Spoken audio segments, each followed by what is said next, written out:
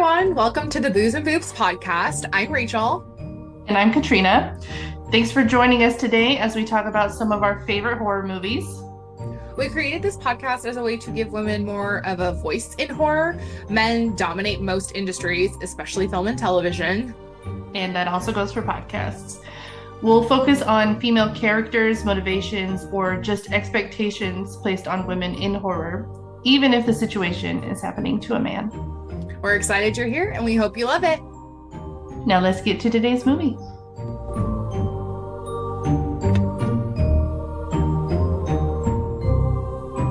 Eat those Skittles, girl. Chomp them in the mic.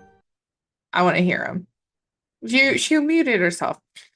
Well, that was going to be a funny intro, but now it's not anymore because someone's not playing along. I was not informed. I was trying to be respectful. Impromptu. No, I don't like it. I know. But Marissa, my friend, doesn't like. It's the movie we're doing today. Yay! Honestly, ridiculous. How are you going to be a hater? She's not a hater. She thinks it's a well done movie. She said something after I told her what we were going to do for this month, and she was like, it's not that it's not a good movie. Like, I'm paraphrasing, but she's like, it's just everything that I hate and I just can't do it. I'm like, okay. But she'll listen to the podcast because she's very supportive. She better if she wants to guest star again. Listening and watching the movie again are different, so she doesn't have to watch it again. She has seen the movie. She is not going in with any spoilers. She has done what she needed to do. I did not do a whole lot of what I needed to do in regards to this podcast. I watched it one time.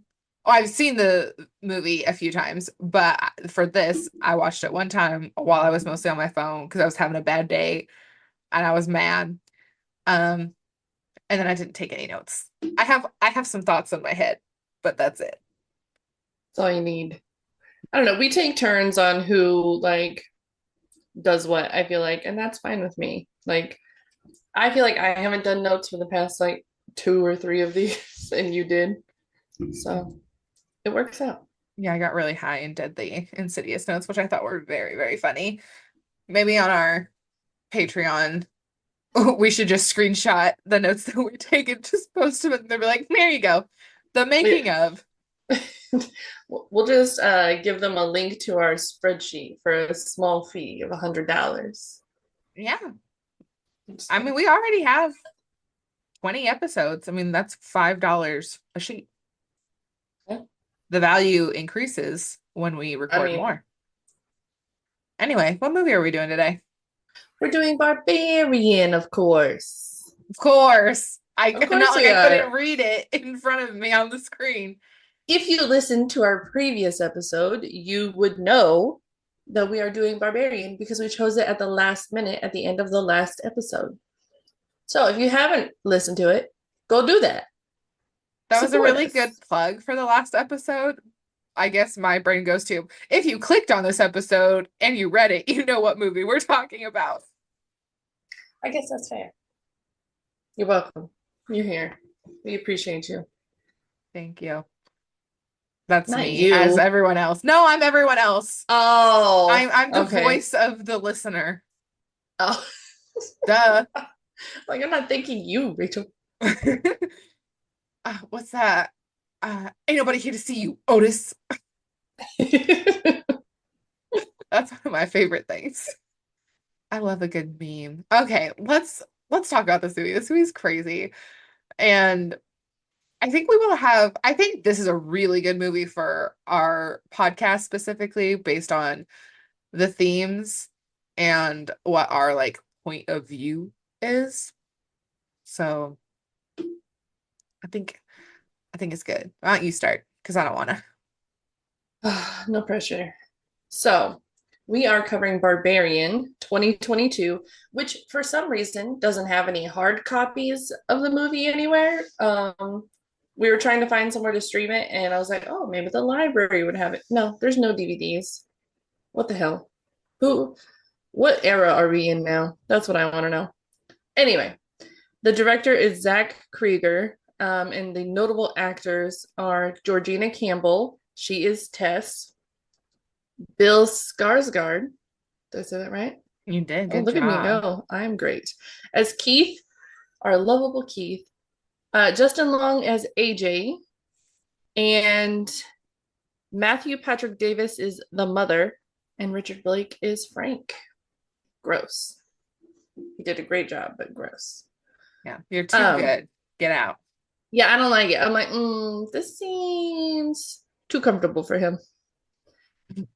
The actor was acting. How dare. He was. The audacity. Yeah, so if you haven't seen Barbarian, good for you. But the themes Katrina and I discussed, and it was so nice. We actually got to hang out last weekend, and do stuff. So that was cool. And we Not that we talked about really, it. Yeah. yeah, we talked about some ideas that we wanted to do for the podcast, which we kind of came up with, and this is referencing that thought that I was telling you that I had, because I had a thought. So our like theming for this episode, we were talking about the different types of men. So, and spoilers abound, they start here. Let's go.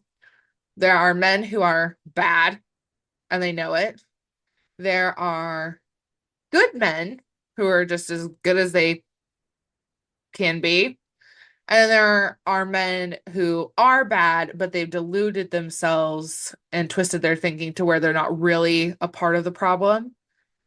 And we've personified these with Frank, who is very bad. And he is really, really good at being bad. Not in like a morally gray kind of way. Like, this is just like a bad guy. And then we There's have no good. no, no, no, no, no. Frank bad.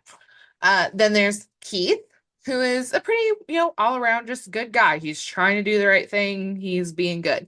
Then you have AJ, who has done some pretty heinous things, and his behaviors are pretty disgusting. But he's like, no, no, no, no. Like, this is justified. Like, this is just what I'm doing. Like, it's fine. Like, I didn't rape that girl. She just didn't want to have sex, and then I just had to convince her about it, which is exactly what we have found out about AJ. So you have that.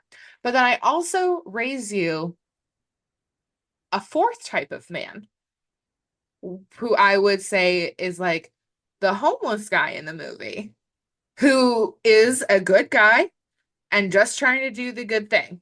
Like, he's good all the way through. Yeah. But because of his situation, he doesn't seem that way on the outside.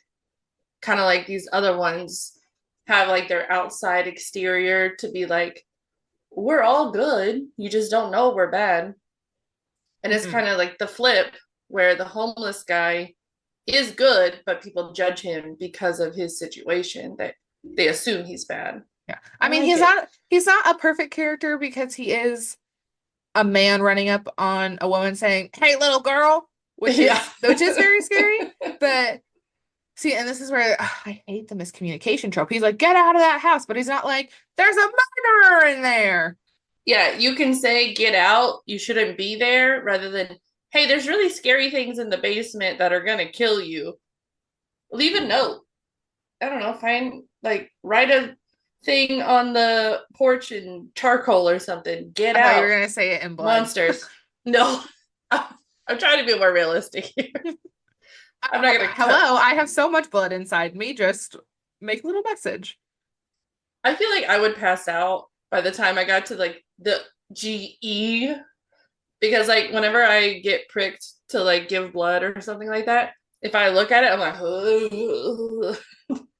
and I get really nauseous after giving blood. So, um, I wouldn't leave a message in blood just because I'd pass out on the porch with like GET. Yeah, Get get get on. so yeah, those are in my mind the four types of men, and we will be discussing them as we go through the movies. We did also play a little like fun game where we we're keeping track of all the red flags that are happening in the beginning of the movie between Keith and Tess.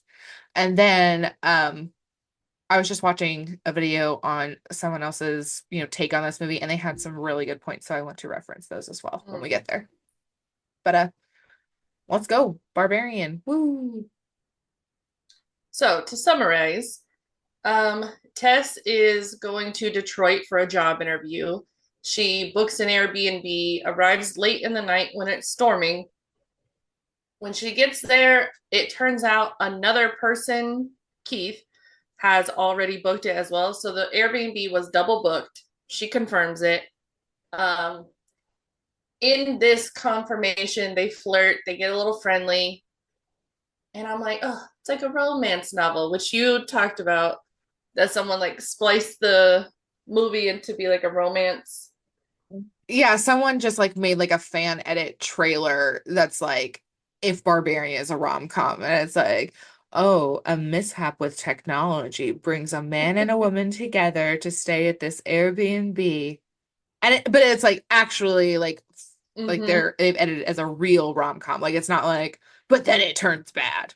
Yeah. Because it's just like I could not find it. I got on Reddit. I was trying to find it. I was like searching TikTok Barbarian rom-com. I couldn't find it. I know as soon as we like post this episode is when I'll find it. It'll come back to me. Maybe if I just like say around my phone, Barbarian rom-com, like there you go. It'll listen to me and be like, algorithm. you need it. It'll be in your advertisements before you know it. Well, I wish it would because I want to show it to you. So they are there together. She goes to her job interview. He goes to do his businessy stuff. When she comes back, she gets locked into the basement, discovers a secret tunnel or a secret bedroom with a hallway, and it is disgusting. Very creepy, huge red flag. So when she gets back upstairs finally, after Keith lets her out, he goes to check it out. Idiot. But then he doesn't come back. Idiot. And she decides to go after him. She's too nice, honestly. And the Tess is too nice to these men who they don't. Keith, I get. AJ, anyway, she goes down there. Keith is murdered. She gets trapped. And then we flash to the same timeline or forward, actually, to AJ. He is an actor. He's being accused of rape, so he has to go liquidate his assets. So he goes to the Airbnb that the previous, I was going to say couple, but they're not a couple. Not anymore. Right? So he goes to the Airbnb because he owns it. And then he finds the basement creepy room and is like, oh my God, the square footage is amazing. So he's measuring it. He's like, this is gonna give me so much more money. And completely, like, we know that AJ is like the scum of the earth, right? But then he goes into this bedroom and is completely ignoring the fact that it's a nasty ass bed with a camera pointed at it and a bloody shitty bucket.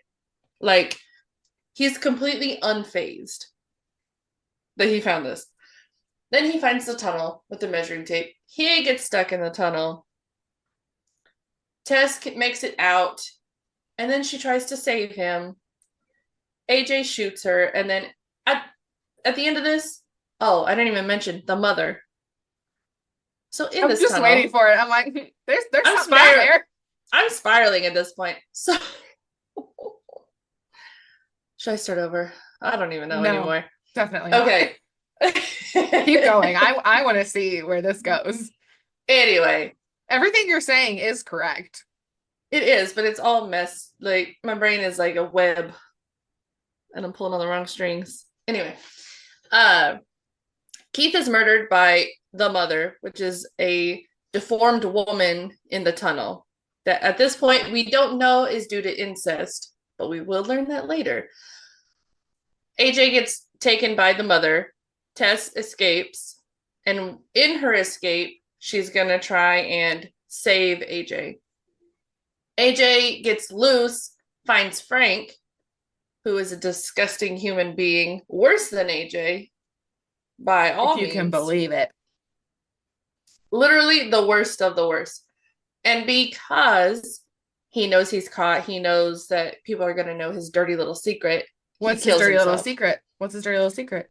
That he is a rapist and a sodomist and a pedophile and has had babies with his babies with his babies and has kept them in this tunnel locked in cages their whole life, basically.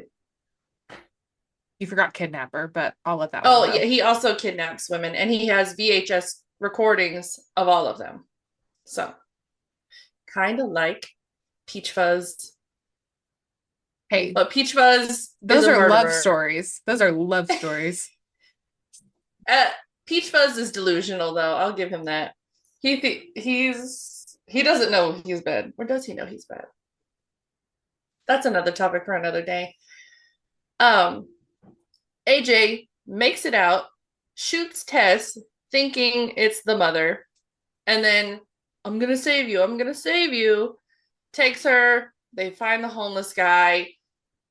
The homeless guy dies. They go up to this water tower for what? I don't know. Like, what the fuck are you doing? Why is this your escape route? He There's always loses the some big gun. breasted girl who can't act running up the stairs when she should be running out the front door. So AJ does the most heinous act of his life and throws Tess off the roof as a sacrifice to the mother because she just wants to have her babies and she wants to take care of her babies. And Tess and AJ are her babies. AJ goes down. She's still alive. He's like, oh my God, I didn't know. And then the mother rips his head in two. And Good for then her. the saddest part of this whole movie, well, maybe not the saddest, but I get so sad. Tess and the mother who's going ba ba ba ba at her, she has to shoot the mother because she wants to take her back to the house, but she's in so much pain, she can't move, and it's very sad. But it also puts the mother out of her misery. So there's that. The end. Tess lives, all the men and the mother die. The end. We'll see you next time on Booze and Boobs. I was just thinking the same thing. Should we spin Like, the wheel to see what we're going to discuss next? No, that was Shortest podcast ever. Oh, thank God. Sometimes we just ramble. I don't know who's in charge of that, but I feel like that was 20 minutes. But you know what? We'll see in the editing. I don't think so. But I mean, that was a descriptive summary. But yeah, so we can kind of discuss each man one by one because I mean, the movie is really great. So you mentioned Zach Cregger's directed it. He comes from like a really comedic background. He's part of like the Whitest Kids, like comedy is his thing. And in this foray into horror, I did some research finally. But he was talking about needing to get like a break from what he was doing and try something else. So as an exercise, he was like, let me create a scene and how many red flags can I put into it? And then we have the beginning of the movie where Tess shows up to the Airbnb. Well, maybe because they didn't make it to breakfast. There was no other B. I don't know. It was just being dead. Oh, R.I.P. You, all the others that came before you. Should have called it the Air R.I.P. Air I.P. I'm sorry. Air R.I.P. It doesn't work. Just cut it.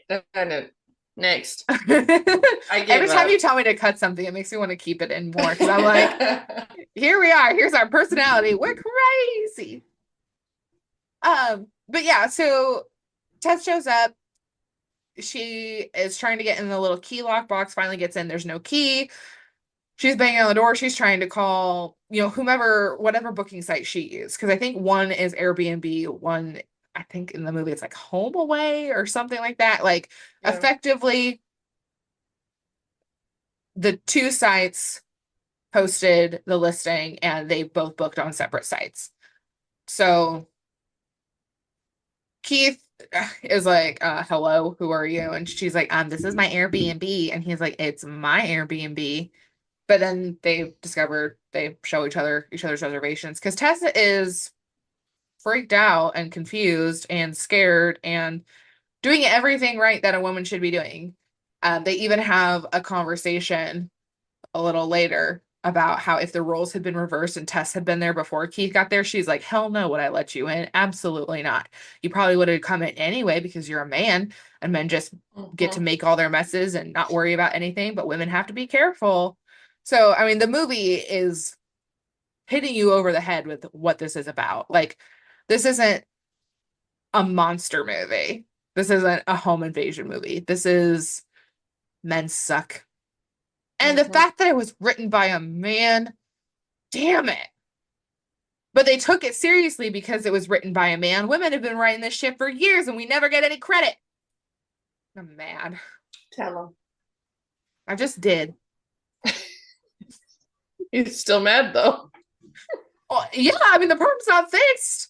It's true. I'm still mad about it. You should write a horror movie. I cannot confirm any future manuscripts at this time.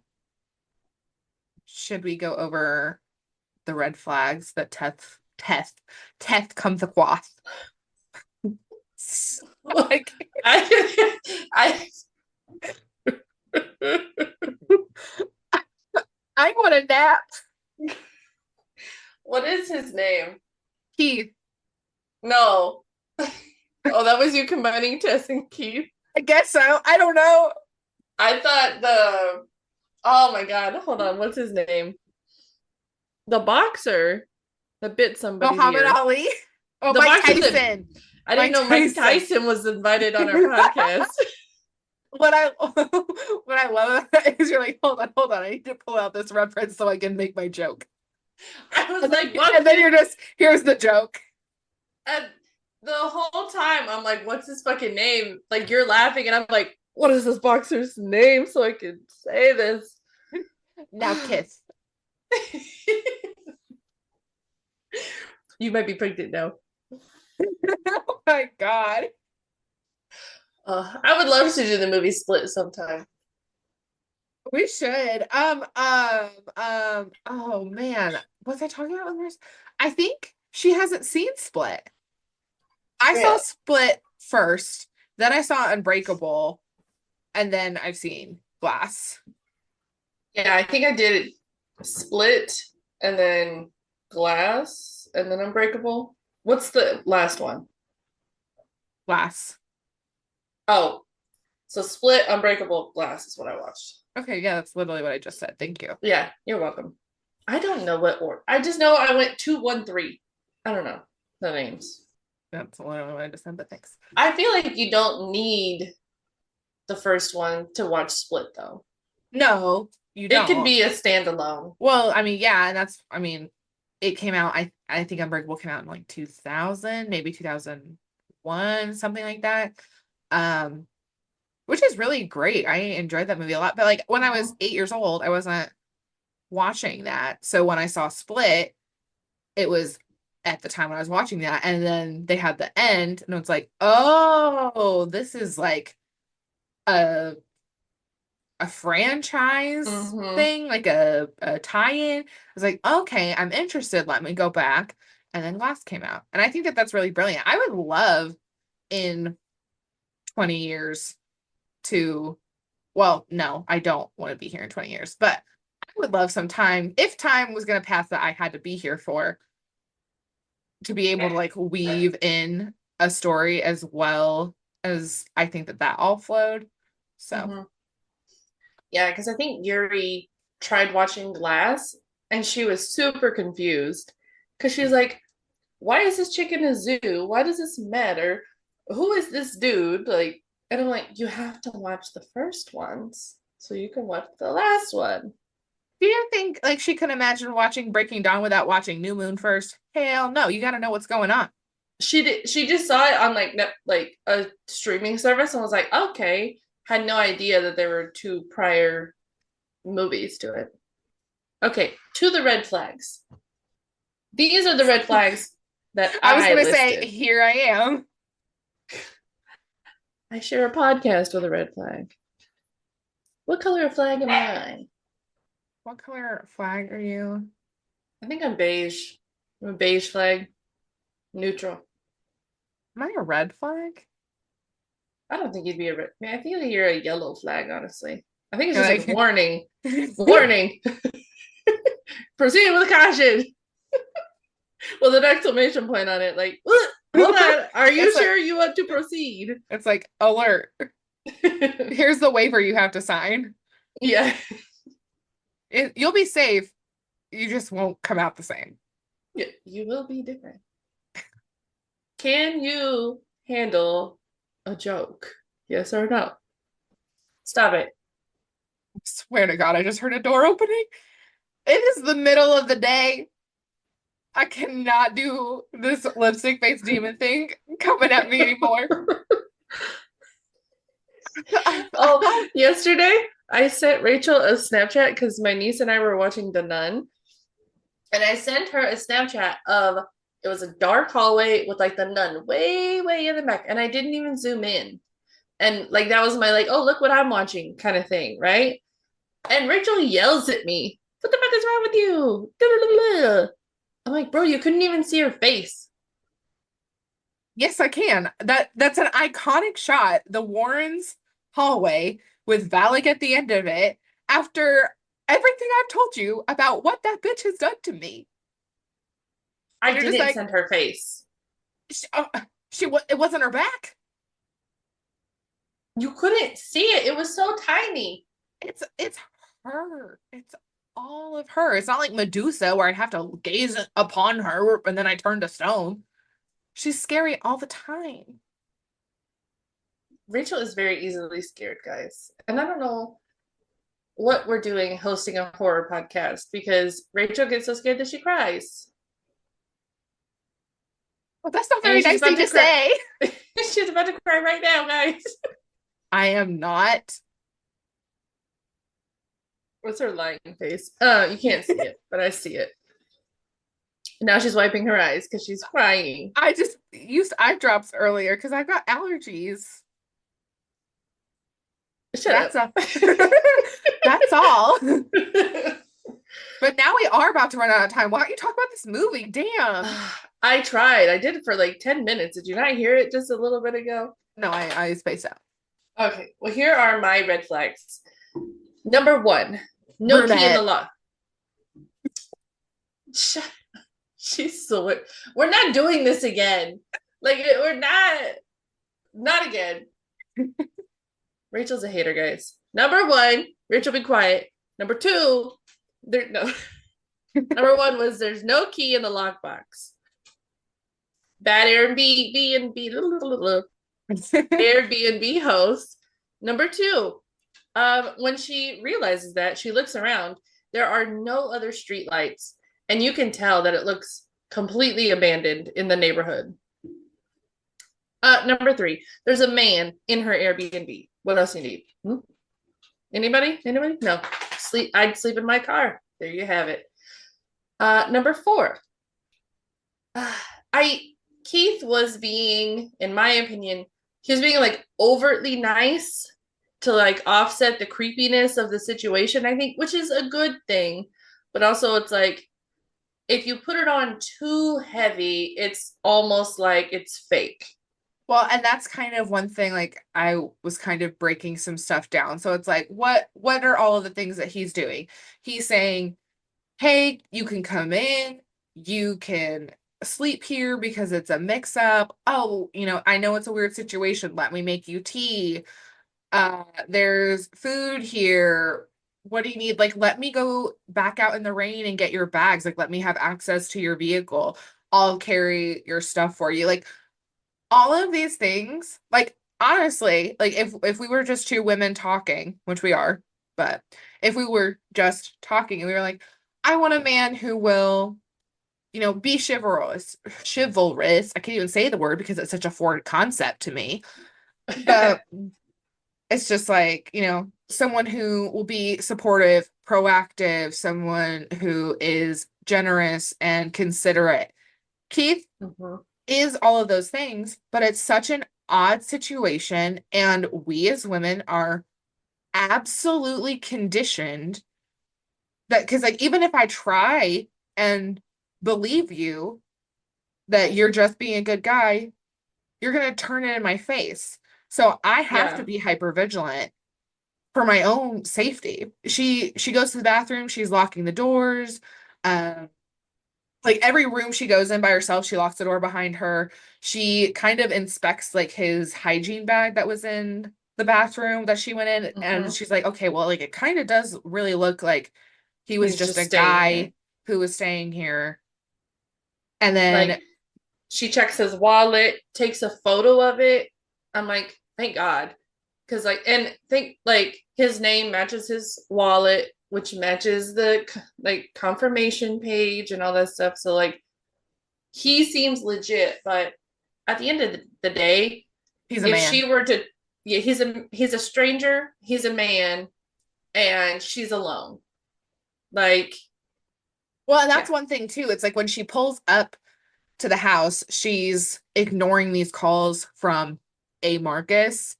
And when Tess and Keith, end up, finding some rhythm with each other and they're just relaxing, talking to each other like people, we get in on the tail end of a conversation about past relationships that they've both had. Like they are warming up to each other. We assume, obviously, that that's Marcus. My very few gripes do I have with Tess. I think there's so many things that she does right. One thing I would say, and we really don't know much about her or her family or anything else, but like, do you have anybody else besides this Marcus that you can show us is an outside connection that you have? Because I'd be calling my mom and I'd be like, I'm at an Airbnb. This is my address. Like, I would say it out loud. I'm calling my mom. I'm at this Mhm. address. This is some guy. I've read his driver's license. If anything happens to me, it's this guy who's done it. I probably Yeah. wouldn't have stayed, but for the sake of the movie, Tessa Right. stayed. So, Like his license plate number, his fucking social security, it's all going to multiple people. yeah, well, I mean, Like yeah, you you don't literally have my location. Like, I think I've said it on the podcast before. Like, I had when I was moving cross country, you like text me, you're like, "How's Arizona?" And yeah. I'm like, "Okay, fucking stalker," but it's I gotta okay check because I, you're looking out for me. I gotta check on my Sims every once in a while, make sure they're doing okay. They're not I'm just running the off. one like on fire inside the pool, running around like. But yeah, he Keith does everything correctly, but so does Tess in this instance. And at the end of the day, if it was Keith and if it was like if he was like the bad guy in all of this, Tess would be the one blamed for staying with a man in an Airbnb and not for the man killing her. True. And it's things like that that are so frustrating. It's like what just let us live. Like let people fucking live.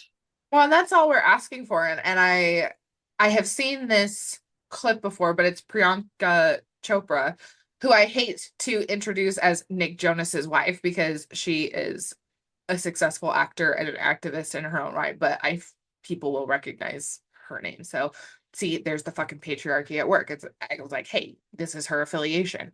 But she is having a panel talking about, a man, says like, oh, like you want equal rights so I can beat you. And she's like, equality and opportunity are different things.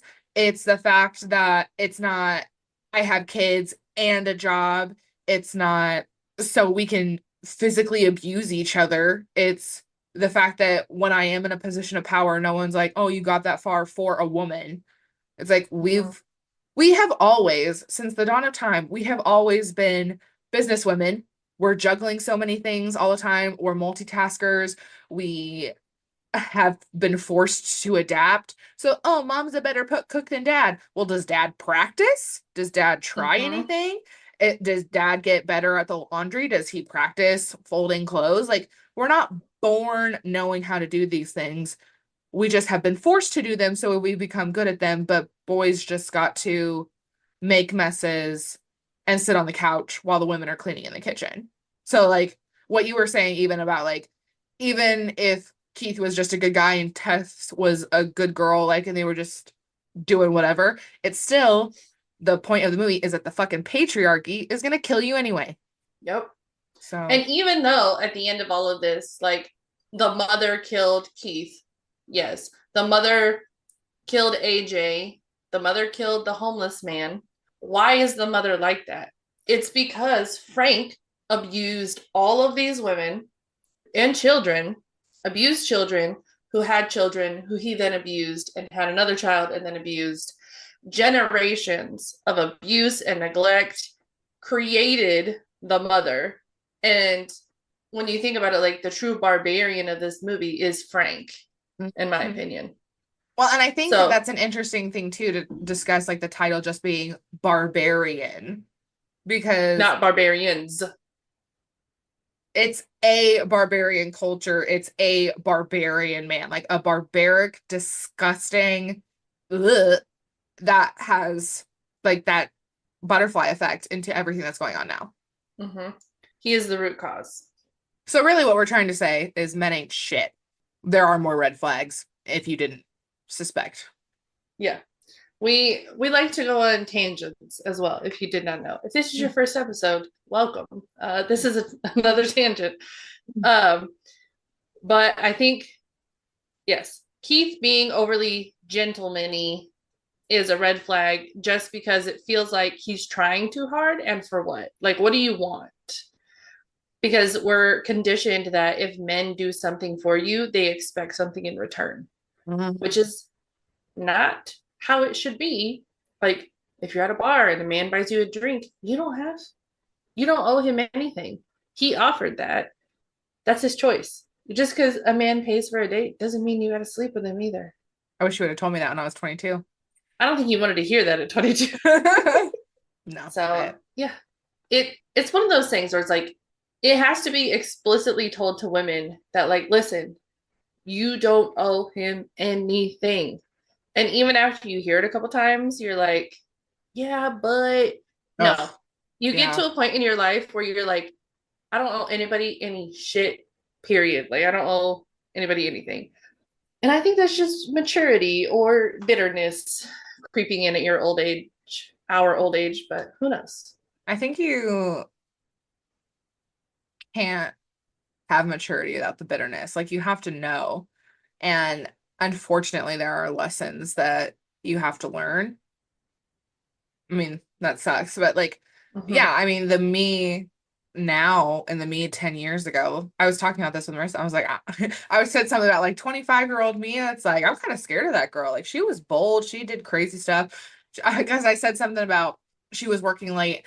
And I was like, yeah, like I used to get off at 10 p.m., then go change, then go meet my friends, then we'd go to the bar, then I'd end up who knows where because I've wandered Right. off. And it's like me now, I'm like, it's 8:30. I really can't even start a movie. I need to get ready for bed. Yeah, it's 90-minute movie max. Like, Literally. I'm like, what kind of movie do you want to watch? I was like, because I'm not gonna be giving my all to something 2.5 hours long right now. yeah, it's like I could watch an episode of something. I could do that. Which, speaking of, random thought, tried to start watching Yellowstone because I keep seeing it everywhere. Yeah, Um, and one episode is over an hour long. I'm like, each episode is a fucking movie. that's Are you kidding me? how it's working now. If something, I mean, because we don't have the ad constraints and time slots for network television anymore. So I everything's guess just that's streaming. It's fair. like you're just doing what you do. Like sometimes it's nice, but sometimes I'm like, you know what? Pretty Little Liars put me through a whole lot in 43 minutes. And you guys are taking 72 minutes and it's just more of the same stuff. I feel like if you don't have a time limit, you're just dragging it on, giving me unnecessary information. That's how I felt about this book I just read, Icebreaker, and I know the girlies love it. But I don't know what I was doing, but like I thought I saw it when I was like I don't know, downloading that it was only 30 chapters. So then I was in like chapter 23, just, scrolling and swiping. And I was like, yeah, like we're about to wrap this up. We're gonna be pretty good. And then like I don't remember, I opened up the full menu and it was like 50 something chapters. And I was like, I'm not even halfway. I was like, I was already like, this is not as good as people are thinking. Like, this doesn't make any sense to me. Like, I don't get where you're getting enemies to lovers. We have nothing to be enemies about. I don't Mm-hmm. even know what is going on. Like, where's the plot? And I was like, no, no, no, it's gonna come. It's gonna come. Like, we're gonna get some plot. And then I got to the epilogue and I was like, there was no plot. I read all that, but no plot. And I was like, why are these books so long? Why? Why do Well, they have to be so long? I felt, did you finished Malice, right? No. Rachel, come on, I need to talk about it. Just Anyway, not today, not on this podcast, but you can just tell me. I'm getting upset. Okay, we're going back to the Barbarian, guys. Um, Barbarian is actually less stressful for us because we're like, yeah, this is just what life is like. right. I guess I was gonna say in the books, like somebody's making those choices like to end it like that. I guess Barbarian's the same way. But I liked the ending of Barbarian. Like the girl lived. She's hella traumatized I'm and like, will never be the same, I'm like, but she lived I was like, is it and worth she was a it? badass. She So was. yeah. Tess approached conflict. She rationalized things, like even things that I don't think were great decisions. I believe her. Mm-hmm. And I feel like she was always trying. And it's all the fucking men around her that, pushed, I don't want to say pushed the narrative forward, but like kept the trauma train rolling? Yeah. Because obviously her previous relationship was toxic. She talked about how like she just became like a doll or something like that. Like I don't remember exactly how she phrased it. Oh, but she did say something like that, Yeah, which like she is, yeah. basically just became like an accessory or something to her ex. And she's like, this is not who I am. So she's finally broken out of this toxic relationship. She meets Keith. That goes fine. They like each other. They had a great time. Like they had things in common. They had seen the same obscure jazz documentary, which why the fuck would anybody watch a jazz documentary? I don't know. Well, that's the position that Tess is doing. Yeah. She's applying to be a researcher for this documentarian. Mm-hmm. And then Keith over the unopened bottle of wine because he's waiting for her before he opens the bottle of wine because he's thinking about her perception, which Yeah. is so scary, but you're like, but correct, but It's refreshing because he's like, I understand you didn't see me make the tea. So like, let me open this bottle of wine in front of you. And in my head, I'm like, you can still put a syringe in through the cork and put poison in there. Like, but there you can still drug her. But Tess she says no, and she lets him drink the wine. And like, I don't know if she was like waiting to get comfortable or like waiting to see if anything affected him well, with it. I really think it's the conversation that starts with a documentary and thing Mm-hmm. because she's there to meet the documentarian, got the Airbnb air. Oh, I can't even say it right. This is Sharon Rose all over again. The Airbnb, got the place, got the room, got the home, got the bed, whatever it's gonna be. Got the plot device. Um, to go meet with the lady documentarian. So yes, this movie does pass the Bechdel test. I was just Um, thinking that earlier. and then Keith says like, "Oh, like, is it anything I've seen?" And she's like, "Yeah, like some jazz documentary came out last year." And he's like, "Oh no, I've seen that." And she's like, "You've seen it?" And he's like, "Yeah, it's about blah blah blah blah blah." And she was like, "Whoa!" So like, we're always so impressed when a man like speaks eloquently because men are always just playing games and they're lying to like get something from you. So it's like, oh, you can back this up with facts and knowledge. I was like, okay. So then, they're talking about that. And then they cut to being on the couch. They're both drinking wine. Yeah.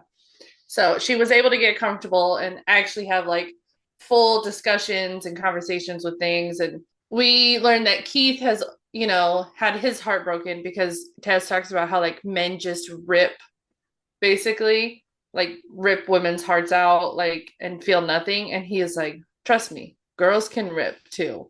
Yeah, they So sure like, fucking can. ask a lesbian, they'll know. Um, he's overly gentlemanly, but because it's Keith, it's genuine. But because of society, it's a red flag of what do you want? Like, what are you trying to get out of me? I mean, that kind of goes in with like Keith is at the table waiting, like Rachel talked about, like over explaining why he didn't open the wine. And it's like, okay, we get it. Like, you don't have, it's a little bit mansplaining. Like, we all know why you're not opening the wine and why, but I get it. It's for the male audience. That's what I was about to say. It's like, I know you don't watch House of the Dragon, but there's, stuff going on right now. And the Dowager Queen, Mm-hmm.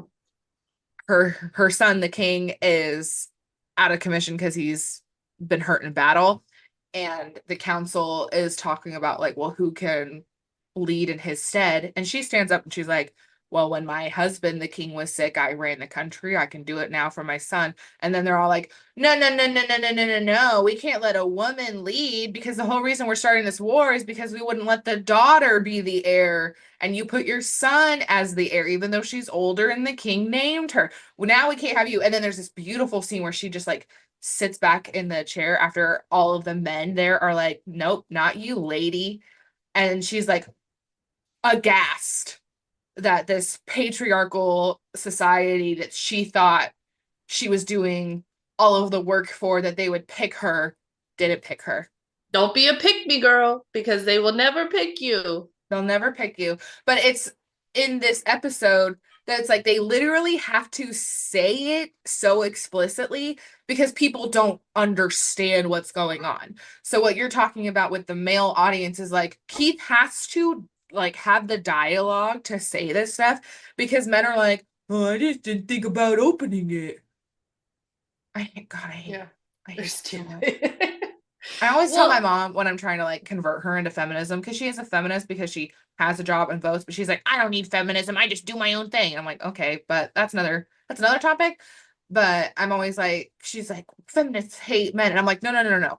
I hate men. mhm. Feminism's like feminists don't hate men. They want It's me. I feminism. do. Feminism wants equality. Like that's I equal to want men. to They don't burn hate men. them. Like what is it? A masochist? No.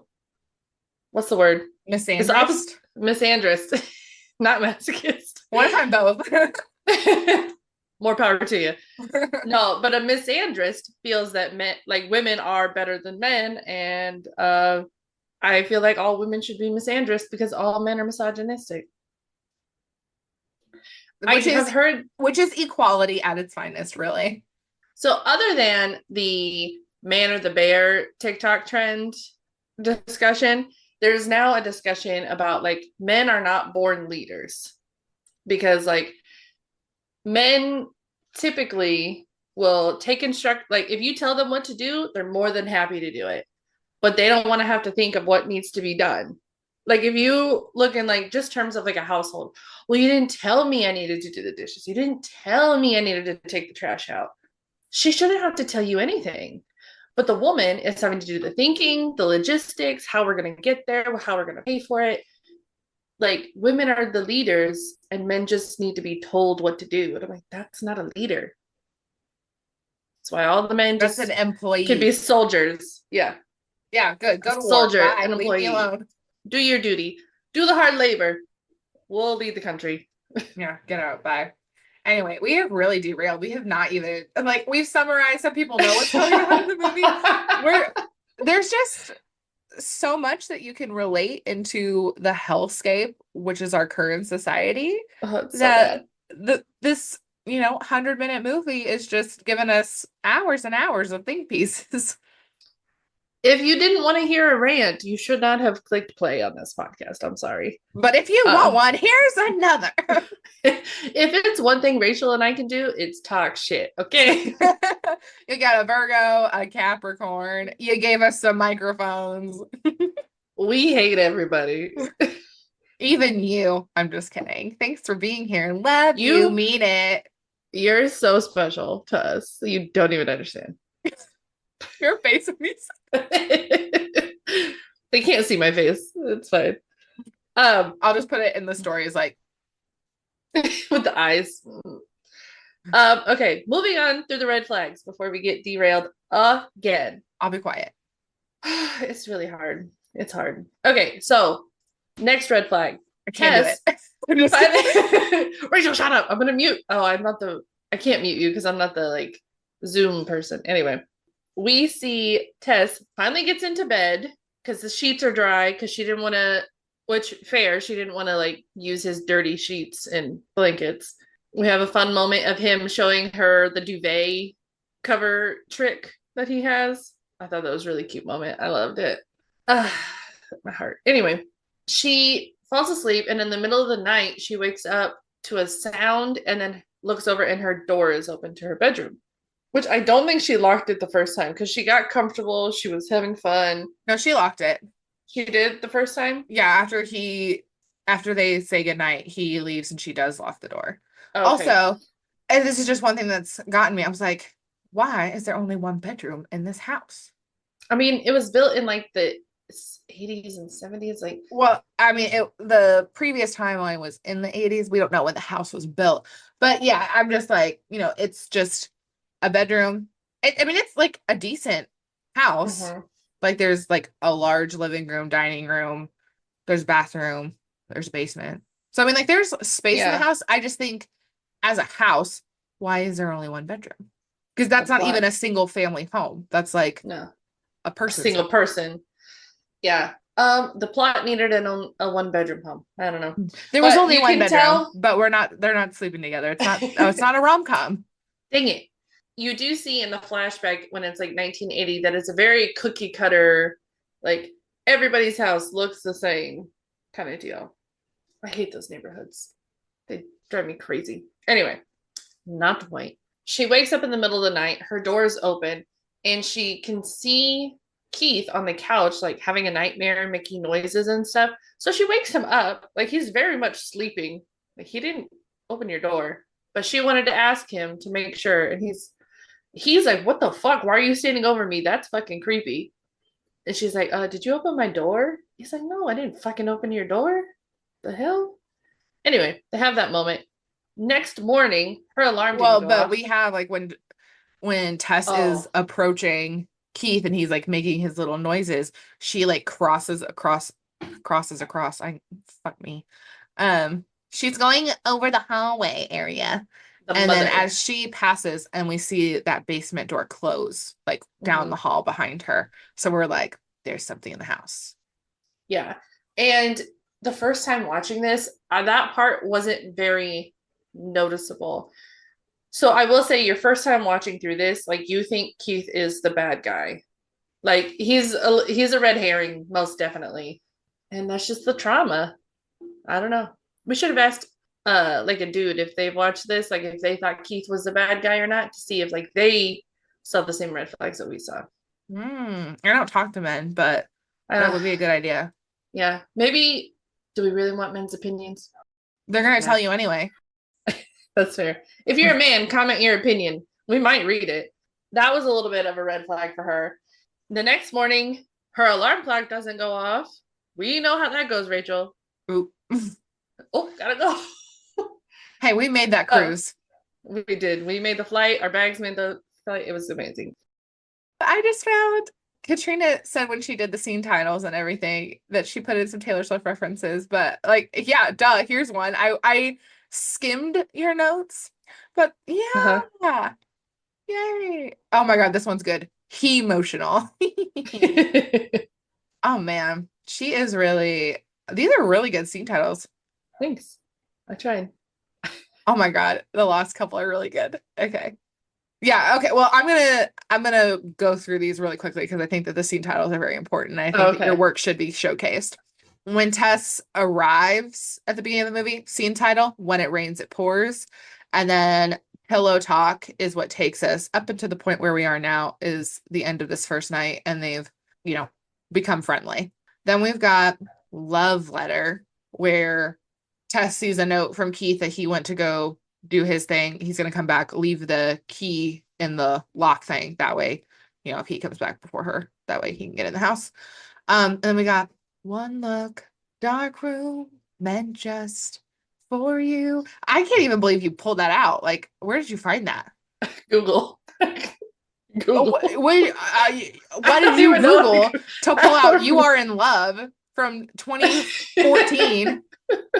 But I think I googled like dark or some like Taylor Swift lyrics that had like dark or something in there, and I saw that and I'm like, okay, that oh that man, fits. so good. Even though it's not a love song because that's the R room. Have But you seen? it was a love song for me to read it. Yes. So, One Look, Dark Room, Meant Just for You is where Tess is stuck in the basement after trying to get toilet paper. One roll of toilet paper, by the way. She didn't even bring it back up. She didn't. And she gets stuck in the basement and then is feeling her way around and then finds a rope that's a pull door that leads her to the bad place. The bad And place.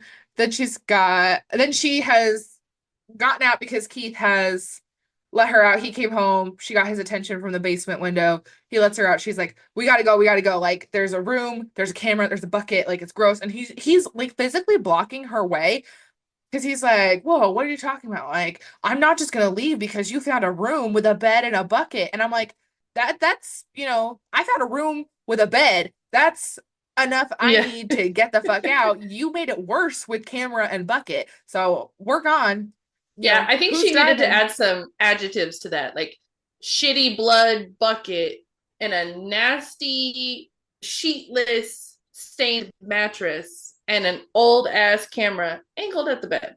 Yeah, sure, because Keith is like, I just want to go like see it for myself. Like, you're asking me to leave. I haven't even seen anything, which is so weird because it's like it's such a weird fucking concept that why would she be lying to you about that? Especially considering your history. But he's a fucking man who, just needs to have control of the situation. Because this is where Keith kind of gets into the point. It's like, you were doing so well. Now you're just Mm-hmm. fucking around and being a man. Why? Because it's daylight and you're like, I have all my power now. Fuck off. So he's like, I'm gonna go check it out. Tess is like, I'm not going down there. Like, she's waiting with her keys and her bag. I mean, she's still waiting, which is on her, but She's plot too device. nice. Plot Yeah. device. And then it's been a minute. Keith hasn't come back and been like, oh yeah, that's fucking creepy. We should probably get out of here. No. And then she's like calling after him. He doesn't come. She, gets that yucky feeling in your stomach when you're like, I know something bad's happening, but like I Mm-hmm. can't leave. This is Tessa's character flaw. She's not a leaver. And this is Yeah. how she gets in all of these situations. She thought she was leaving because she was going to go to Detroit to get this job, but she won't leave Keith in this fucking house alone. Then she won't leave AJ. And then, I mean, then she ends up leaving the mother, but I'm not there yet with the scene titles. Have you So seen Avatar? the, Avatar: The Last Airbender. no, Okay, we have to sing this next scene title. So you won't get this one. But there's a song in Avatar: The Last Airbender where they're like, secret tunnel, secret tunnel. Anyway, that's the next title. good job. Thank you. Because that's true. Because Keith apparently investigated a little more and found that just beyond the bedroom is another tunnel downstairs. And Tess has her phone flashlight on. She's like, "Kitty, like, come on, go. Like, you're not making this any better for me." Mm-hmm. And then she goes down the stairs and is in these caverns, long tunnels. They're all like stone. And then she finds like these cages, like crate cages, and she's freaking out because women fucking know things. Mm-hmm. And then It's an intuition. she ends up finding Keith, who kind of ends up finding her. and he says that there's someone else down there and he got bitten, and Keith is trying to take her out one way, but Tess is like, no, this is the way, but Keith is like, no, this is the way. And it's really scary. And this part was in the trailer because, we saw them at the, I guess, on the surface. And Mhm. then in the trailer, you see her like finding the room, and then you see her finding Keith in a tunnel. So it's like you don't know what the movie's actually about because they've only given you this first act, which I love when trailers do that. Mhm. Because I'm like, yes, like I had Don't give it away. absolutely no idea what I was getting into here. But while they are arguing about which way to get out, this creature comes up from behind Keith, who is Keith. Keith is Bill Skarsgård, who's like 6'3", 6'4". Like he played Pennywise. He was in Castle Rock. Like he's a big fucking dude. And he had been like crawling to get away. And the mother, as we will find out, like takes him and just like rips him, beats his head against the stone wall until he dies. And then it just goes like, at Tess, and then black screen. And then Ocean View. Well, and here's the thing. So I saw this movie when I was living in San Diego, which was one of the worst theater experiences I've ever had. Like, we're only up until like the end of the first act. There were so many people in there fucking talking and taking out their phones and being so loud. And I'm just like, I was literally like, my hands were gripping the seats next to me. Marissa will remember, I'm like, I'm gonna have to leave. Like, I Mhm. can't handle this. Like, I just want to watch the movie. Then we get to that end scene. We have a cut, and we're all like, "What the fuck just happened?" Because it's black for a minute. Like Yeah. you would think you're like, "Well, story's over. Think Yeah. what you want. We're not getting out of this one." But then no, we're on like the PCH or something. Like there's the ocean. We're on like the Pacific Coast Highway. I mean, Mhm. it's got to be the PCH. I mean, because AJ's in LA. It does it a few times throughout the movie that it's like dark and terrifying, scary moment, and then it cuts to like bright color, relaxed, like ocean. Mm. And then the next time when it's super dark and dreary, it cuts to like the 1980s where it's bright, colorful, and it's Frank, you Blech. know. But we don't know it's Frank yet. We don't know who it is, what he's doing, any of that at that time. Yeah, but now we So have AJ with the he emotional scene. very emotional. And Katrina's gonna take over because now I've done the first act. It's on you. Well, we see AJ in his red convertible, living life, doing what his thing. Anyway, he gets a phone call. His co-actress is suing him for sexual aggravation or sexual what does she call it? Anyway, claiming he raped her. That's assault, So brother. yeah, yeah, I'd say that's no bueno. So he's like, what a fucking bitch, which is the next scene title is fucking bitch. Because we don't even know this chick's name until AJ goes to the Airbnb because he's got to liquidate all his stuff.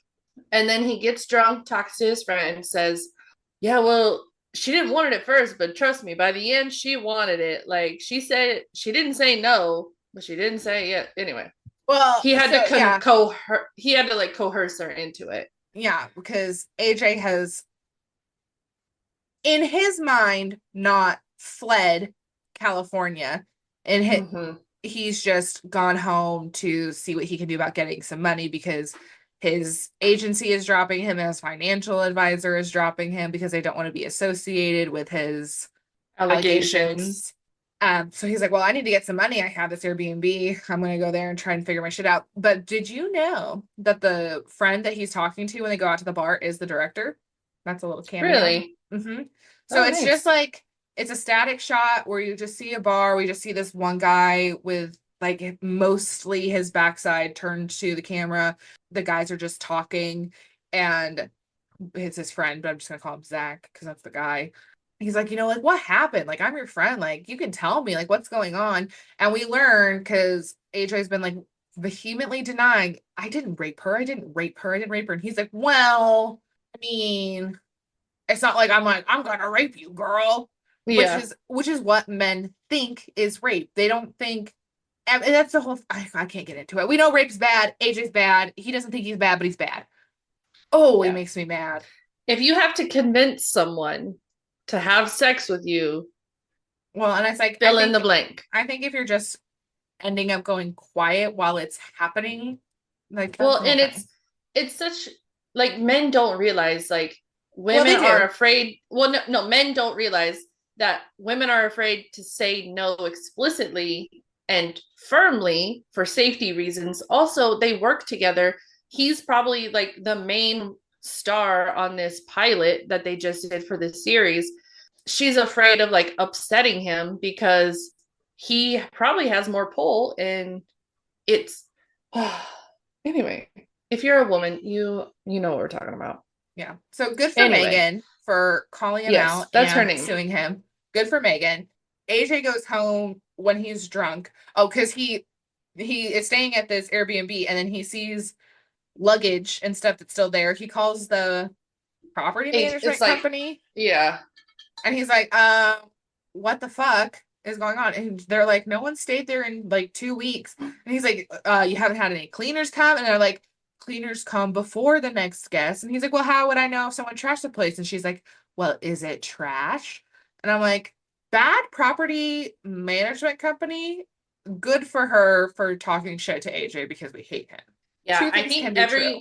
well, and when he went to go pick up his keys for the Airbnb, he's like, I'm here to pick up my keys. And the girl at the front desk is like, and who are you? And I loved that because I'm like, he just assumed I'm this huge star. Everybody's gonna know who I am. And he got humbled real quick. He's like, AJ, blah blah blah. I don't remember his name. I don't really care. Um, but I will say that Justin Long did a good job making us hate AJ. So He good is a job. scream king. He's great. Because here's the thing. He is not in any of the advertisements for this movie. Like, all we know is girl, Pennywise, creepy house. That's Yeah. it. So the fact that they got us and they got us with Justin Long, I Mm-hmm. literally, like, when I saw him pop up, I was like, huh? I was like, I'm sad. Like, whatever is going to happen, I trust. Like, I am on this ride. I at that point I was like, is this turning into a comedy? What is he doing here? Because I've always known him for his comedy roles, less so like his horror movie roles and things like Even though that. So I he's was been in like, several horror movies, but he always yeah. plays like a similar type of good guy, bad things happen to. This is Mm-hmm. one of his first roles where he's been a perpetrator. But he's Yeah. so fucking funny.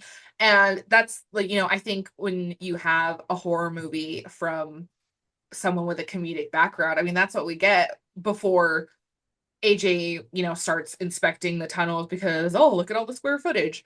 He Mm-hmm. sees all these things. He's going through the stuff. He's trying to get into Tessa's laptop. She's got password protected. He can't break it. He just chucks the laptop across the room. Oh, He's like I running hated around. him. He's rummaging through things. Like he's just like he has no concept of anything but self. But it's Mm-hmm. playing so well because we know there have been horrible things happening in this basement. And then he just sees space and he's like, cha-ching, cha-ching. Like he goes Yeah. to his computer and is like Googling, like, can tunnels be included in square footage? Because he's trying to sell his house for as much as he can to get lawyer Mm-hmm. money. And then it's like, you can't include it in like living space, but it can be in like total area. He gets his tape measure out. And this is one of the things I saw in another video I was watching. It's like when Tess goes down there, she obviously is very frightened. We have a completely different tone, but she's like got her flashlight out. She's looking at everything before she's moving. But we've got AJ, who's got his tape measure out, who's walking in backwards while he's measuring. Like he is taking no safety concerns. He goes right by the cages. And like there's just nothing computing here that there could potentially be anything wrong. And I think it's a really beautiful way to showcase the ideals that Tess and Keith were talking about, where women have to be careful, but a man will just barge right in. Mm-hmm. And it's not And even that it's Justin Long is like, 6'4", beefy man. Like, you don't have to be a certain type of man, but when you grow up as a man, it's just kind of you natural. experience the world differently. And it's funny because the way that he discovered that room was because he heard something and the basement door was open. So he gets this like little steak knife and a flashlight, and he's like, I've got a gun and I'm gonna start blasting. And it's like, bro, nobody believes you. And he's so like he's scared, but he's still got this like facade of a macho man that he's like, I can't let anybody know that I'm scared. Like, and he doesn't even call the police. Like, these people could be missing. He doesn't care about them though. He cares about himself, like you said. But yeah, That's a that takes great us point. into the next scene of Size Does Matter, where he's measuring the tunnel and the basement, which goes into our next title. I don't know. I just thought it was funny. I just said, measure this, bitch. And as he's like measuring this tunnel, he finds a room where he thinks the squatters are staying in. And so he's like looking at it. He's like, what the fuck? Because there's like blankets on the ground, and then there's a tape of a woman nursing a baby. And he's like, what the fuck? And then he hears something, and it's something grabbing the end of his tape measure. Which is already scary. Tape measures freak me out.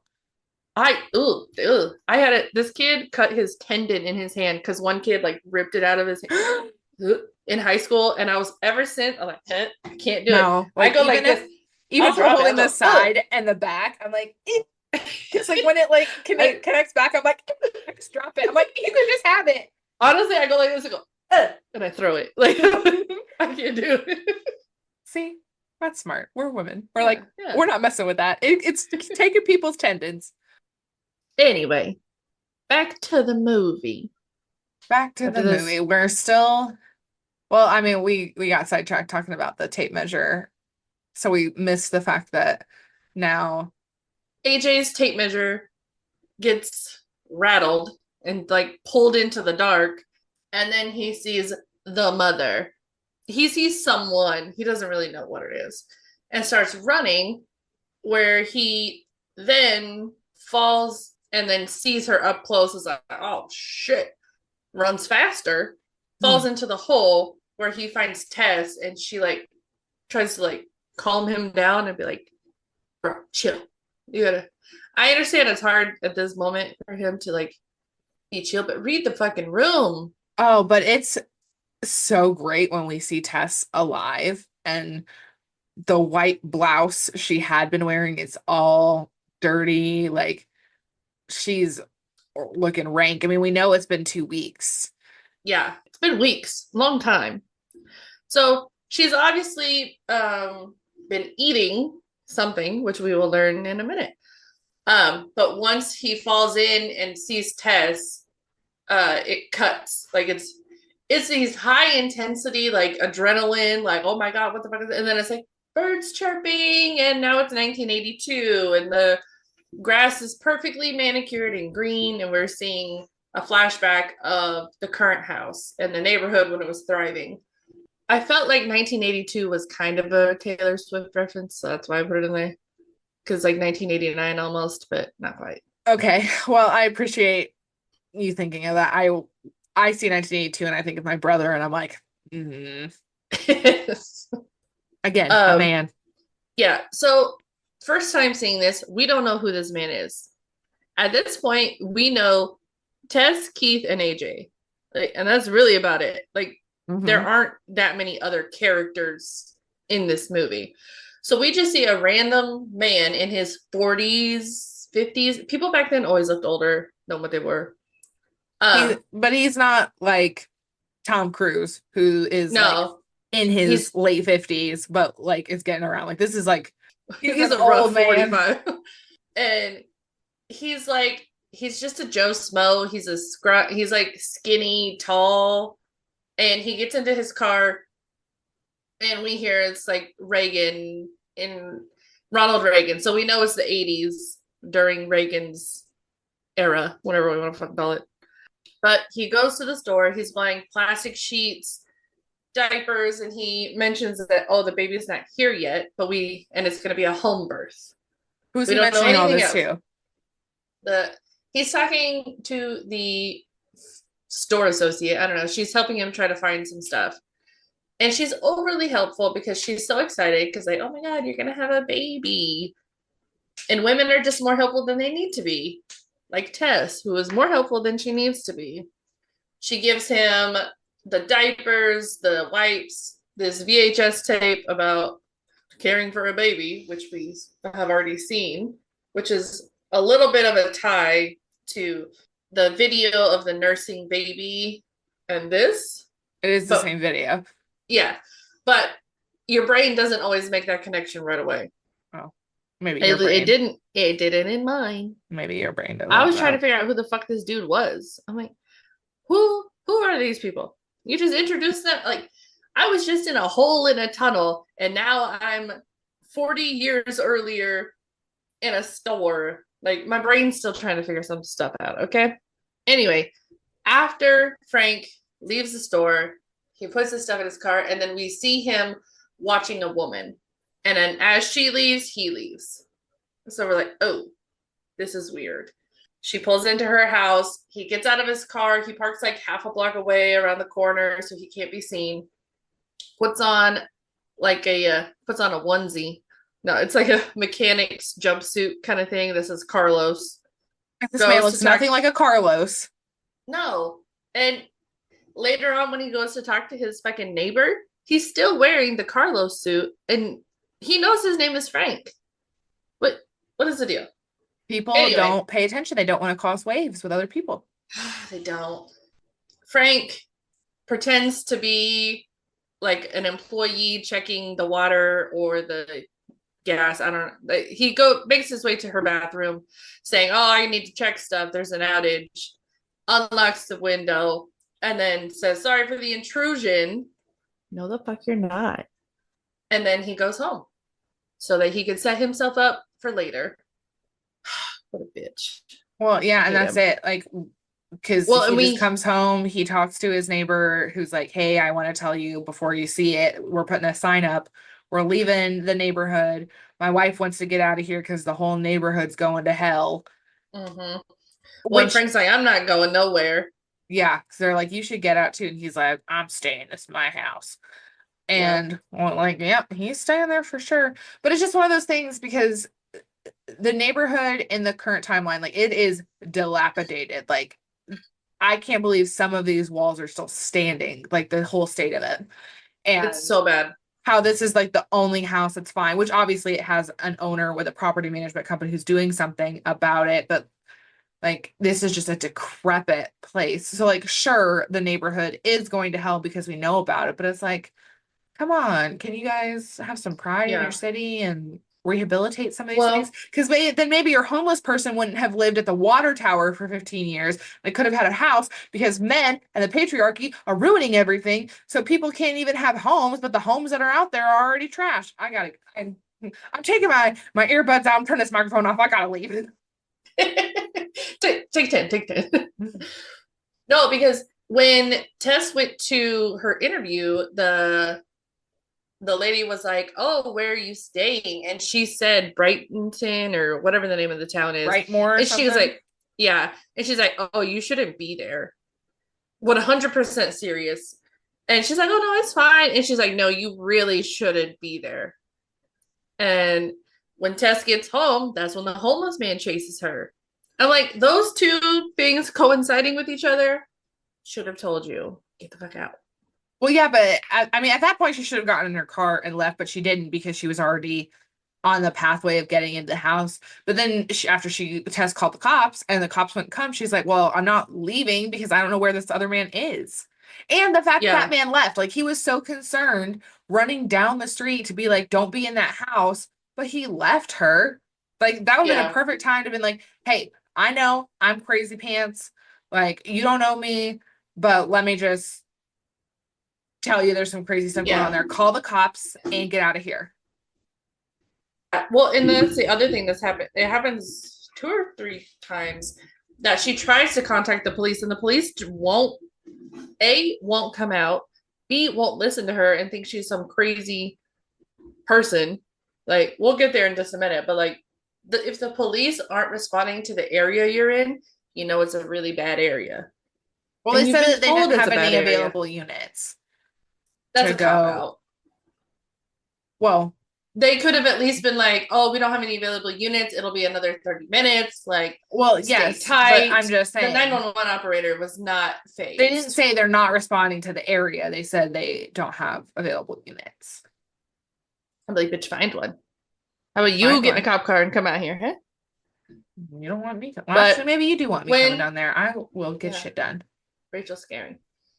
So when Frank gets home, he goes down to the basement, and when he opens the basement door, we hear screaming in the basement. So that's when we kind of were like, owner of the basement, like, this is the guy. Yeah, I mean, and we already had seen multiple cages, but Frank is setting up his next victim when we know that there's already at least one in the basement. So like it's Stacked. Like, it's just gross. yeah. It's like none of it is ever enough for him.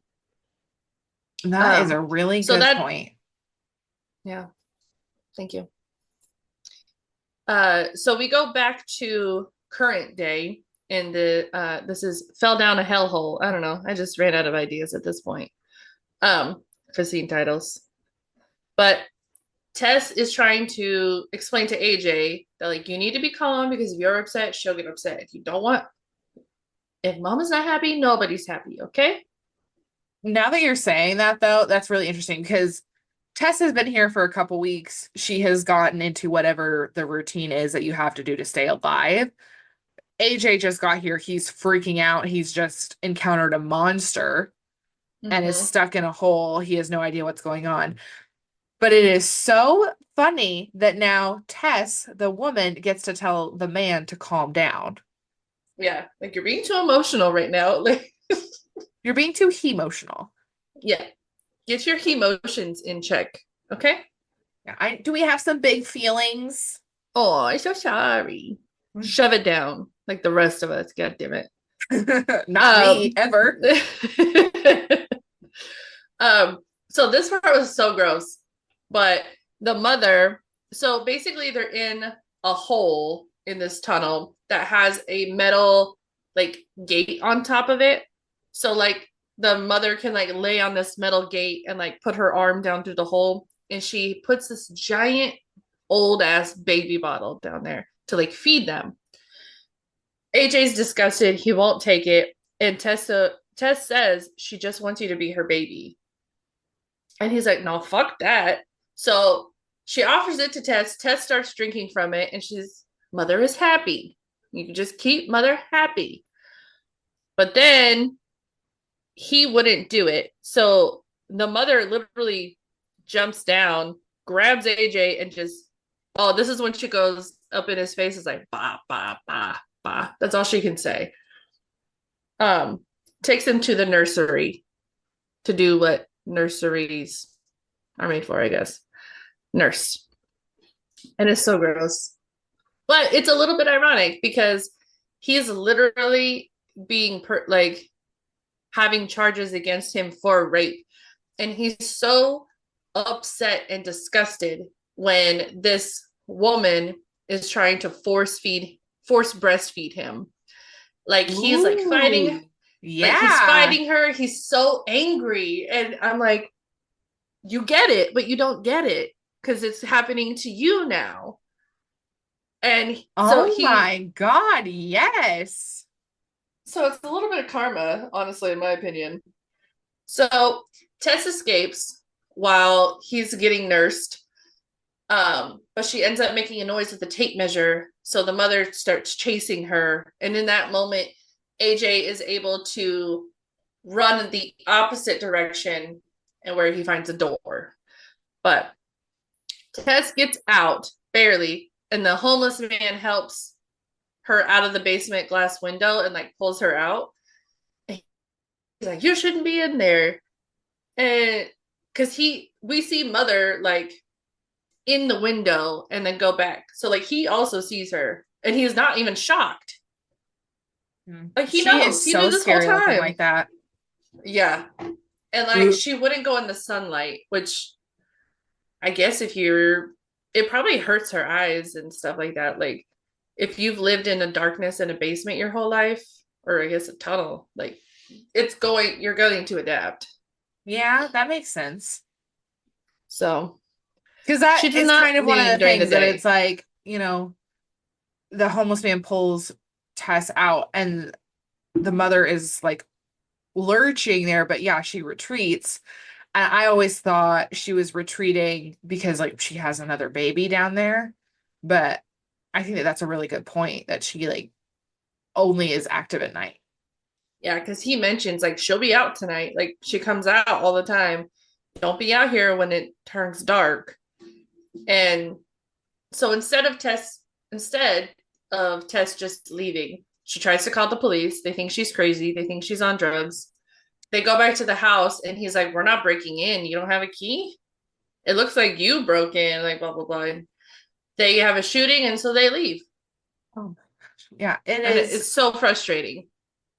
It's so frustrating because like the police don't ask Tess any questions like, who are you? Where you come from? And she's just like, there's someone down there who needs help. And they're just like, no. Are you on drugs? Do you have ID? She's And like, "I yeah, was kidnapped."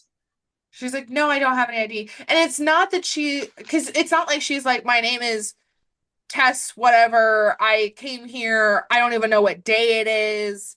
Like, Yeah. she's not forthcoming that way, but she's also been through whatever she's been through for the past 2 weeks. So it's kind of like I'm not mad at her for not being like whatever. She's just like, No. we need help. You help, and you're not helping. Mm-hmm. Protect and serve my ass. They were serving cunt that day. This is called home horror movie. So AJ, when he runs, this is all kind of in congruence with Tess trying to talk to the police. He finds a door down a hallway, and then he sees the mother, but then she sees the door and backs off. So, like, if the monster is scared, you should be scared. Hmm. Hmm. He goes into the room. He finds this old ass, nasty, gross, cunty, bitch ass man. He's probably like 80, 90 at this point. This is Frank. We know it's Frank because Frank said he's never going to leave. And he has all these VHS tapes that have like women's names or descriptions on them. He's coughing. So AJ's like, "Oh, you need water? What do you need? What do you need?" And like gives him his side table because AJ's looking for his phone or something.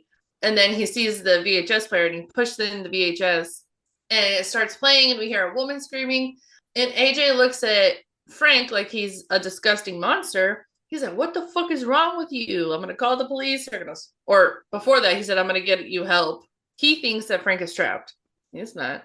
Mm-mm. So now that Frank knows the police are gonna come, Frank rummages in his side table and just kills himself. All right, pulls out a gun.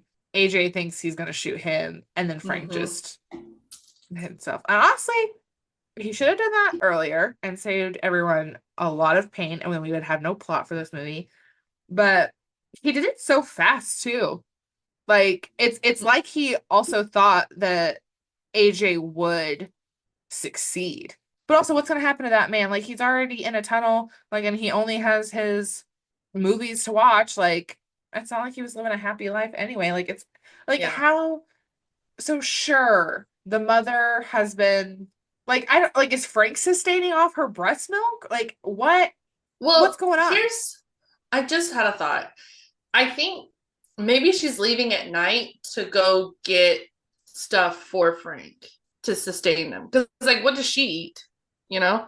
So I think she probably has to cater to Frank, because he has that little bell system or whatever. But it seems like Frank is she's taking care of him. And I think she goes out at night to scrounge up whatever she can find, I'm assuming. Water, food, whatever else. People, Really don't babies. know the logistics. I feel like based on the amount of videotapes and the variety of descriptions and the fact that there were several cages, several blankets in that room, there have been A several multitude. women, several children, but just for the sake of this story, there's only the mother. Right. They've all either died, escaped, most likely died. I I don't feel know. like dying is Mhm. it. malnutrition, abuse, all of Illness. it. Yeah, illness. He's not gonna take him to the doctor. So Frank kills himself. So then AJ takes Frank's gun and is gonna find his way out. At this time, it's now dusk, and Tess has her car, and she has decided she's gonna try and kill the mother. So when the mother comes out at night, Tess runs her into the house basically, and then we think she's, dead. So Tess goes into the dead. tunnel to save AJ. AJ's a fucking idiot and a pussy ass bitch. I'm sorry for my language. No, I'm not. But Tess goes into the tunnel and she sees this light and she's like looking at it, and then we hear a pop and Tess just falls. AJ shot Tess, thinking it was the mother. Bro, you have a flashlight. They look nothing alike. She What was do you standing mean? in the doorway of the room with the TV, so there was a little bit of light on her plus the flashlight. Not that the flashlight was going to illuminate the whole hallway, because it definitely doesn't. No, but you could tell by her stature that that is not the mother. If you get an outline, that's not the mother. Correct. Maybe he thought there were other monsters in the hallway. I don't know. AJ's stupid. So then oh my God, I'm so sorry. I'm so sorry. I thought you were her. I'm going to help you. I'm going to save you. She saved you. What do you mean? Yeah, Tessa's awake. She comes to. Then AJ's on his apology tour again. Yeah. Oh, this is called took a shot in the dark. Yeah. So they make it out of the basement, out of the house, and Tessa's car is fucked. And she's like, I know a place we can go. So they go to the homeless man's camp by the water tower. And this is kind of when we get the mother's lore. We get confirmation from the homeless man of Frank's never left that house. There's something worse than those tunnels than the mother, than her. Basically, Frank is the dad to the mother. Lots of incest. He said babies with babies with babies, and that's what you get.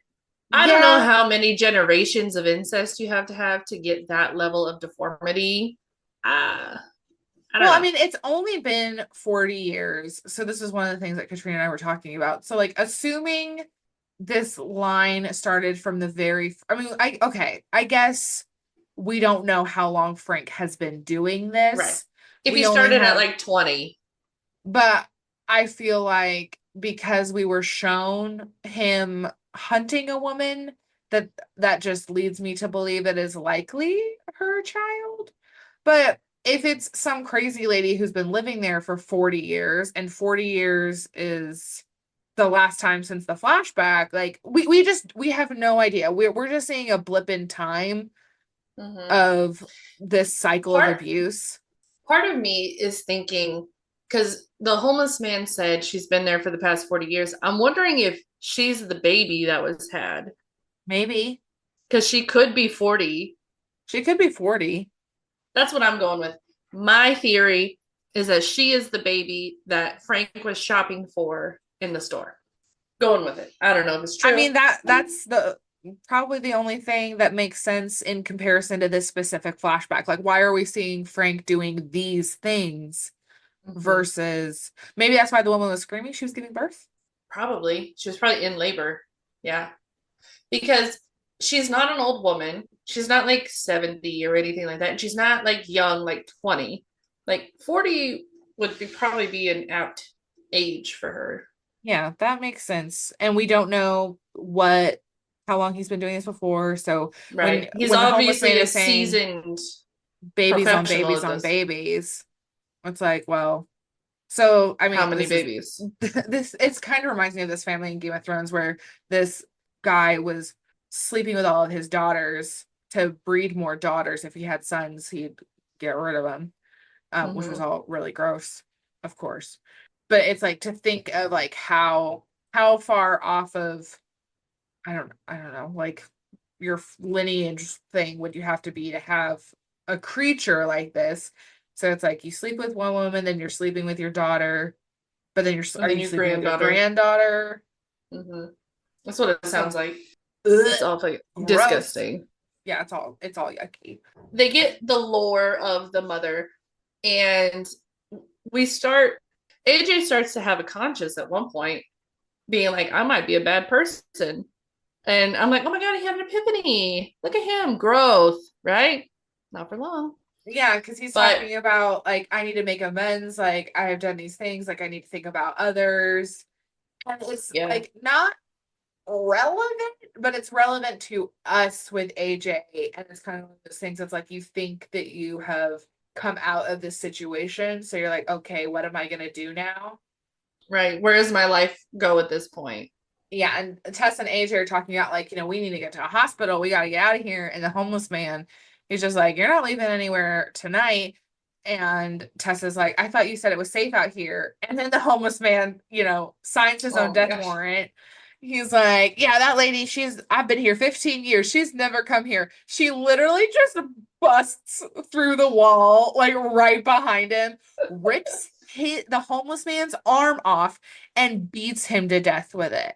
It's The like crazy. This is a damn movie. it's a movie. And part of me thinks that the reason AJ starts getting a conscience is because he sees somebody way worse than him. And he's like, oh my God, this dude hurts people. That's crazy. Like, I would never do that. Like, I need to be a better person. Like, I don't know if that's true, but yeah. Yeah. Anyway, homeless man dies. Which is so sad. The good ones. The good ones always die. So, wow. Rude. That's true. Fuck. Why there's Okay, we're none not gonna talk about left. that anymore. Oh, okay. Next. Yeah, so This then Tess and AJ are running up the water tower. I mean, I understand a little bit about them going up because it's like some place to escape, and it's not likely that they would outrun the mother like on lateral ground. Like I feel like they were fucked either way. hide. I don't know, but not up on a. Also, I am afraid of heights. But this scene is called "I'm Free, Free Falling." If that doesn't tell you anything about this, so they decided with the water tower for what I don't know, but they did it, and that's in the movie. For the plot. Well, and AJ is just going, and obviously, Tess is struggling to run because she's been shot, and he just is like leaving her in the dust, and like, come on, let's go. And she yells to him Guy. like, use the gun, and he's like, oh shit, I have a gun. And then he You had drops a gun it. this whole fucking time. Drops it off the tower like a bumbling idiot. So he thinks my only way out of this is if she dies, I live, because obviously she's not gonna make it. He tells her, he's like, you're not gonna make it, but I can make it. Grabs Tess, says, By the come hair. get, yeah, says, come get your baby, and throws Tess off of the water tower. And we get this really cool shot of like Tess is falling, and we get it from her point of view, and then it's the mother diving after her. And that's just a girl's girl, if I've ever seen. Like, this is a woman's empowerment movie. I'm telling you. Yeah, honestly, she had me after that one. I was like, making points. I'm on the mother's side. I can't blame her. She is not the monster in this movie, okay? It's the men. Frank and AJ are the monsters. Anyway, we see AJ like, oh shit, that kind of worked. And then he comes down and is checking on them. And Tess starts breathing, and he's like, here it comes again. He's like, oh my God, I'm so sorry. I had no choice. You slipped. I wasn't really going to do it. Blah, blah, blah, blah. I couldn't catch you. I couldn't. And it's like fucking lying. But what's also funny is like, so Tess is, when she falls, she's like falling like her back toward the ground. And then the mother is diving. But when AJ comes upon them, the mother is laying on her back and like cradling Tess. Like it's just like a movie, but it's just funny that this is how they fall. She broke her fall. She I caught her know, baby. Down will come baby. Baba and all. Well, and I feel like the mother obviously has more of an emotional connection to Tess because she's had Tess for 2 weeks now. Like, this is her baby. And they've built that connection. But neither one of them are dead. And when the mother comes to, she grabs AJ by the head, shoves her fingers in his eyeballs, and rips his head in half. Well, because effectively what she's saying is what your scene title is nobody throws Baba off a water tower, which is so Exactly. funny. Like your scene titles are some of the best you've ever done. Like I'm very proud. Thank you. Thank you. Sometimes it just comes to me. I'm an artist. What can I say? He's dead. So now the mother is trying to coax Tess to come back with her to the house. And Tess is like in pain, wincing, like I can't do it. I can't go back there. She's not understanding. The mother is like ba ba ba ba. And Ba ba ba ba ba ba ba ba ba ba ba ba. ba. Oh no, I'm doing the Minions. Oh, I was doing Barbarian. That one. Ba-da-da. So Tess secretly grabs the gun and shoots the mother. But before she can do that, the mother kisses her fingers and then like presses it on Tess's forehead.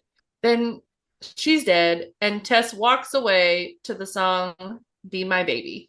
Be my baby.